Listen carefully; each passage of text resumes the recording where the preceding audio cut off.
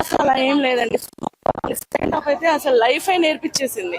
ఎవరైతే ఓడిపోయిన వాళ్ళు మళ్ళీ విజయాన్ని ఎలా సాధించవచ్చు అనేది బాగా నేర్పిందండి. ఇదైతే ఎవరైనా యూత్ కానీ జనరేషన్ కానీ ఓడిపోయాము అని కాకుండా మళ్ళీ ఎలాగ విన్ అవ్వచ్చు అనేది బాగా తెలిసిందండి ఈ మూవీ నుంచి. ఇదైతే బాగుండింది, బ్లాక్ బస్టర్ మూవీ. అలా ఏం లేదండి, అసలు లాగ్ ఏం లేదండి, సూపర్ గా ఉంది. సెకండ్ హాఫ్ అయితే ఇంకా బ్లాక్ బస్టర్ అండి, చాలా బాగుంది. అసలు సూపర్ అండి, అసలు చెప్పాల్సింది ఏం లేదు. No words to say, everything is good. లేదు లేదండి, చాలా బాగుంది. అసలు ట్రోల్స్ చేసే వాళ్ళు ఎప్పుడైనా సరే విన్ అయిన తర్వాత ట్రోల్సే వస్తాయండి. నిజం చెప్పాలంటే మనం ఎవరైనా విన్ అయ్యామంటే ట్రోల్సే కదా చేస్తారు. ఎప్పుడు ఎక్కువ ట్రోలర్స్ వస్తే అలా మనం నిజంగా విన్ అయినట్లే. నా ఒపీనియన్ అయితే ఎన్ని సూపర్ అండి, సూపర్. అంటే యాక్చువల్ గా రామ్ చరణ్ ని హైలైట్ చేసింది బాగుండింది. అండ్ ఆ రోల్ ఎంతవరకు ఉండాలో అంతవరకు పెట్టారన్నది అది సినిమా చూపించేది.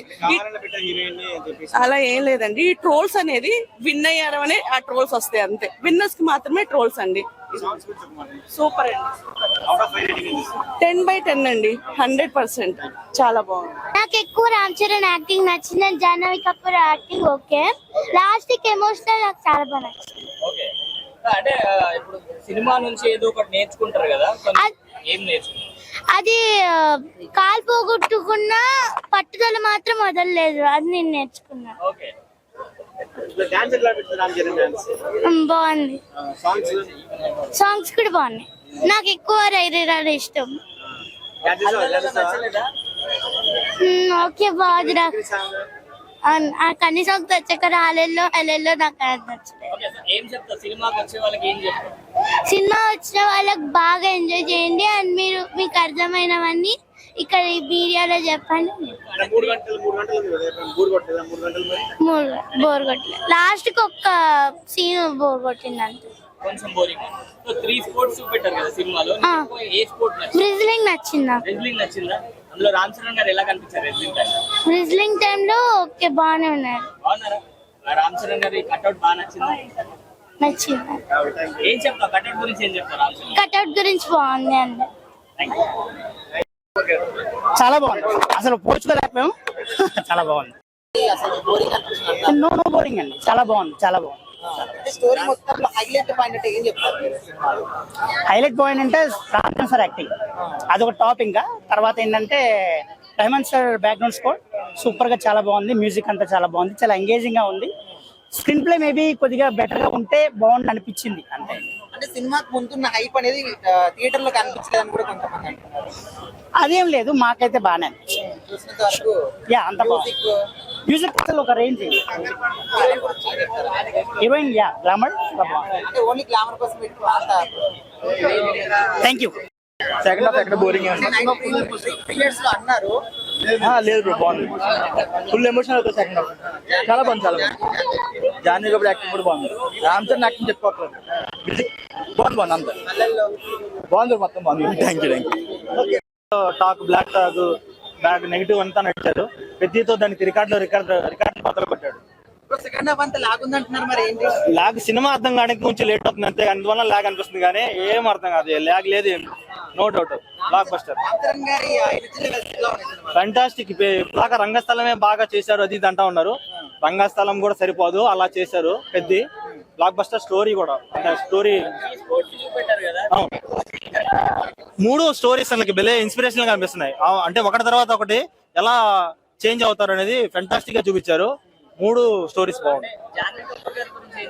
జాహ్నవి కపూర్ కూడా ఆ స్టోరీ ఏదో ఒకటి హీరోయిన్ ఉండాలి కాబట్టి కొంచెం మంచిగా చూపించాలని చెప్పి ఆ స్టోరీ పెట్టి చేపించారు మంచిగా. స్టోరీ అంతా మొత్తం మూవీ మీద నడుస్తుంది కాబట్టి, రామ్ చరణ్ మీద నడుస్తుంది కాబట్టి అది మామూలుగా హీరోయిన్ ఉంటే బాగుంటది అని పెట్టి స్టోరీ బాగా చేశారు. అలా కొంచెం స్టోరీ ఉండాలి కదా, లేడీ మీద హీరోయిన్ మీద ఉండాలి కదా అని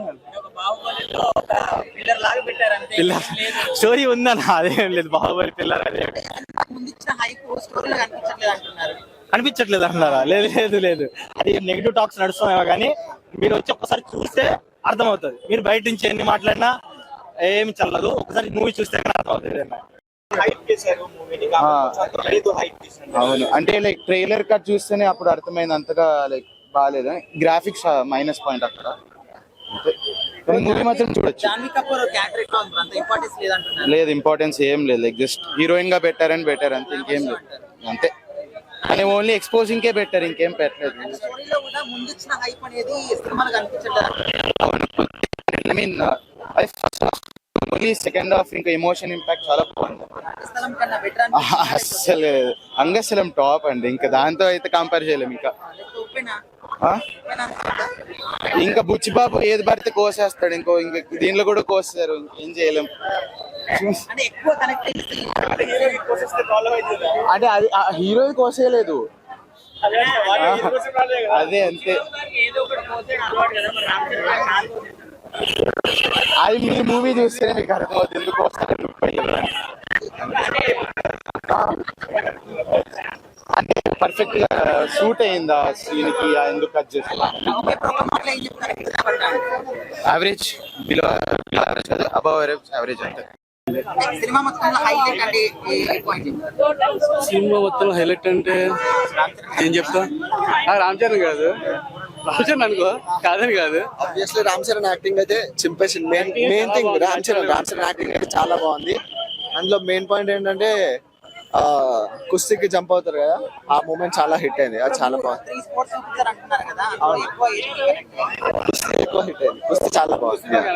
సినిమాకి ముందు ఇచ్చిన హైప్ అనేది సినిమాలో లేదంటున్నారు, అట్లా బాగుంది మూవీ అయితే చాలా బాగుంది. సెకండ్ హాఫ్ స్లోగా నడుస్తుంది. సెకండ్ హాఫ్ కుస్తీ ఎవరి విజన్ వాళ్ళకు ఉంటుంది కదా, అట్లా బాగుంది మూవీ, చాలా బాగుంది.